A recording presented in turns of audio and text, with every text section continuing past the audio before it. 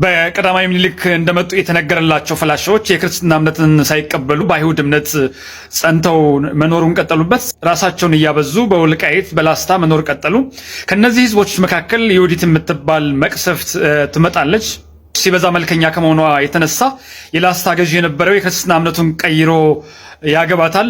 ለጥፋቷም ተባባሪ ይሆናል። ንብረቱን በሙሉ ያስረክባታል።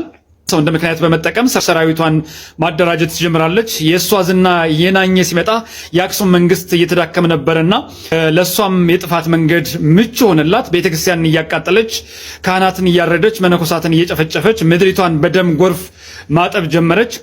በዘመኑ የአባቱን ዙፋን የተረከበው አንበሳው ጉድምም ከሷ የጥፋት ሰይፍ ለማምለጥ ጠባቂዎቹ ወደ መንዝ ይዘውት ይሸሻሉ።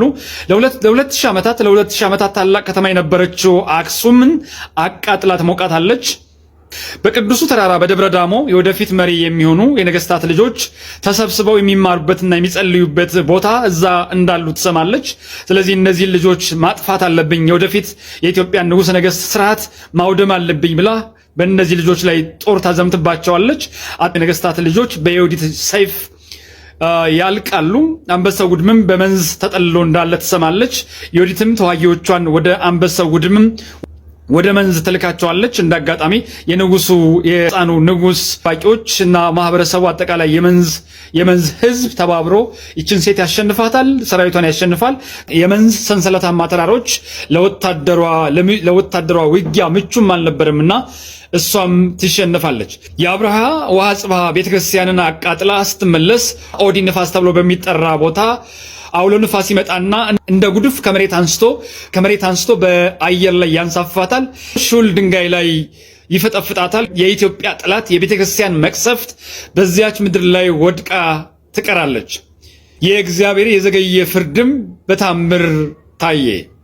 መንፈስ ቅዱስ ያደረበት ሰው ምልክቱ አንደኛው ሰው ሳይመርጥ መውደዱ ነው። ሁለተኛው ደስተኛ መሆኑ ነው። ምንም ነገር ቢፈጠር የማይታወክ ልብ ያለው እሱ የመንፈስ ፍሬ አፍርቷል ማለት ነው።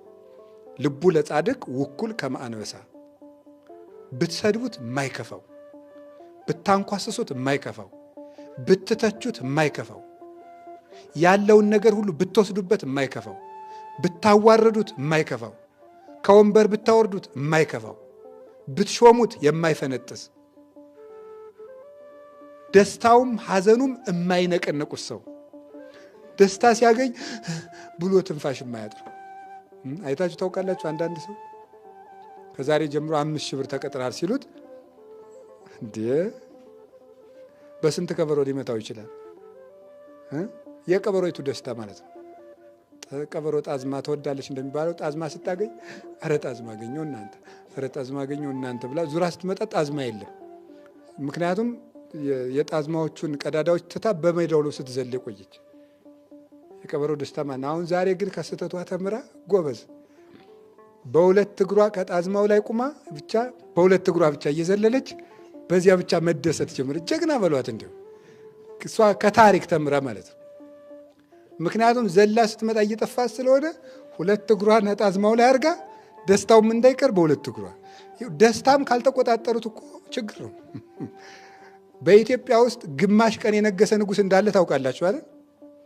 እና በደስታ ብዛት ሰው እንኳን ደስ አለ የሚለው በቃ ሲረባረብ ታፍኖ ነው የሞተ። አይዙር ይባላል። እዚህ ዳጋ እስጢፋኖስ ነው መቃብሮ ያለ። ይገርማል እኮ ሰው ደስታ የማይሆን አፍኖ ይገለዋል።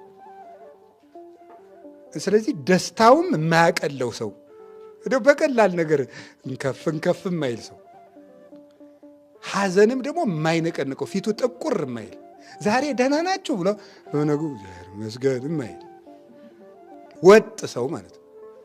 ደስታ እጁን እግሩን እንኳን እየቆረጣችሁት ደስ የሚለው የሐዋርያት አያችኋት ያቺ ማለት ነው።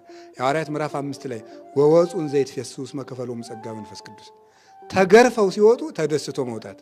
እስቲ ያስቡትም ማምላክ እንኳን ተገርፈን እስቲ እንደ አንድ ቃል ተናግሮን ሰው ፊታችን እንዴት ጨልሞ እንደምንወጣ ተመልከቱ። ፍሬ ፍሬ ፍሬ ይሏቸዋል። ይሄ ነው የምናፈረው ዘመዶች። የምንደሰተው ከሰው ጋር እየኖርን መደሰት አይቻልም። ይዋጡ ነው። ምክንያቱም ለምንድን ነው ከሰው ጋር እየኖር መደሰት የማንችለው? የምንፈልገውን ነገር ሁሉ ሌሎች ሰዎች ምን ያደርጉታል? ይፈልጉታል። ስለዚህ ምን ያደርጋሉ? ይሻሙናል። ስለዚህ ከሰው ጋር እየኖሩ ሙሉ ደስታ መደሰት አይቻልም። ታዲያ መደሰት ከፈለግን ምን ማድረግ ነው? ሰዎች በሚሰጡንም በሚነሱንም ነገር አለመደሰት። እንግዲያ በማን መደሰት? ሁል ጊዜ እላችኋለሁ ተፈስሑ ዘልፈ በማን? በክርስቶስ ነው። ሰዎች ጥሩ ሰላምታ ሰጡንም አኩርፈው ሄዱም እኛ ለመከፋት ነው። ያን ነው ማሰብ። እስኪ አንድ ጥያቄ ልጠይቃችሁ።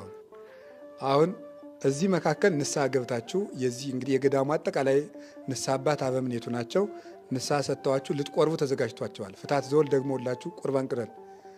ሰው እንደተሰበሰበ ምናምንቴ አታፍርም? አሁን ልትቆርብ ቢሏችሁ ወይም ቢሉን አታፍሪም ቢሉም እንደምትሰማችሁ እውነት ሌላ ቀን ቤተክርስቲያን እንመጣለን ወይ ነው? አባ ሙሴ ጸሊምን ጳጳሱ በዚህ ቀን እንድትቀድስ አለው። እሺ ብሎ ተዘጋጅቶ መጣ። ሊቀድስ መጣ። ልብሱን ለብሶ ሊገባ ሲል ውጣ ጠቋራ፣ ደግሞ አንተ ልትቀድስ ምናምን አለው። እሺ ብሎ ሄደ። ከዚያ በኋላ አቡነ ቀሲሳቸውን ሂድና እስቲ ከፍቶታል አልከፋውም አረጋግጠን አለው። ቢሄድ አልከፋውም። እግዚአብሔር ሲፈቅድ ነው ሁሉም የሆነው። ይገባኛል፣ አዎ ውስጤም ጠቋራ ነው ብሎ ደስ ብሎት ፊቱ ፍግግ ብሎ ተገኘ። አልከፋውም አለው። አዎ እና ቀድስ በለው። ተመልሶ ቀደሰ። ደግሞ ሁለተኛ አስቀድስ ብንባል እሺ እንላለን ወይ ነው? እንዲያው እኮ እኔ ሳስበው ነው ማምላክን አልፈልግም።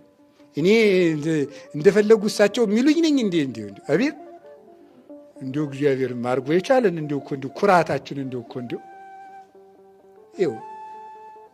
እንዲሁ የጤፍ ጠላ እኮ ነን። እንዲሁ እውነቱ ማለት የጤፍ ጠላ እንዲሁ አለ የሚባል እኔ እንዴት እንደሆነ አላውቅም። ሳስበው በቃ የሚንኮሸኮሽ ነገር ነው የሚመስለኝ። እኔ ጠላ አልጠጣም፣ እግዚአብሔር ይመስገን። የማልጠጣው ማጥያት ስለሆነ አይደለም፣ በቃ ራሴን ስለሚያመኝ አይወልኝም። እኔ ሌላ ነገር የለውም። ስለዚህ ኩሽኩሽ ያለ ነገር አይኖራችሁ ነው። እስቲ መተቸትም ልመዱ። እስቲ እኔም እስቲ መሰደብ ልመድ፣ እናንተም እስቲ ልመዱ። እስቲ ትልቅ ወንድም ይስደበን፣ እስቲ አባት ይስደበን፣ እስቲ ትልቅ እህት ትስደበን። እስቲ እኔ እውነቴን እኮ የምነግራችሁ እንዲሁ መንኮሽኮሽ ተነካው ማለት ወይ ጉድ! ፍሬ ቢስነት ይህ አይደለም እንዴ? ገለባ ክብሪት ብቻ የሚጠብቀን እና እንደው እግዚአብሔር ምን ይስጠን? ልብ ይስጠን፣ ልብ ይስጠን። ስለምንድን ነው እያወራን ያለ ነው? አቤት። ስለዚህ ከዚህ በኋላ ማንም ሰው የፈለገ ነገር ቢለን አንቆጣም። እንግዲህ ተስማማን? የፈለገ ነገር ይብለን ከሰው መሃል ሆነ እንዴት ቢሆንስ ብቻዬን ጠርቶ አይሰድበኝም? እንዴት ቢሆንስ እንዲያው እንዲያው እኮ እንዲያው አሁን እንዲያው ተመስገን ነው። አሁን እኮ በቃ እንዲያው እንደ አቅማችን ነው ሁሉም ነገር እንደ አቅማችን የሚለውን አሁን እንግዲህ እችን እዛችሁ አትሄዳላችሁ። አባም እኮ ሲያስተምር እንደ አቅማችን ብሏል። እኔ በቃ አቅሜ እስከዚህ ነዋ። እንዲያው እኮ አንዳንዱን ጥቅስ ማርጋችሁ የምትይዙት ደግሞ እኮ በቃ ይሄን አላልኩም እኔ። ሁላችንም ማኩረፍ ማቆም አለብን። በቃም ደስ ሊለን ይገባል። በክርስቶስ ነው። ለዚህ ዓመት ምን ለማመደው አንዱ ይሄ ነው። ፍሬ እስቲ ጌታዬ ሆይ በሉ። ፍሬ ለማፍራት አብቃ ይበሉ።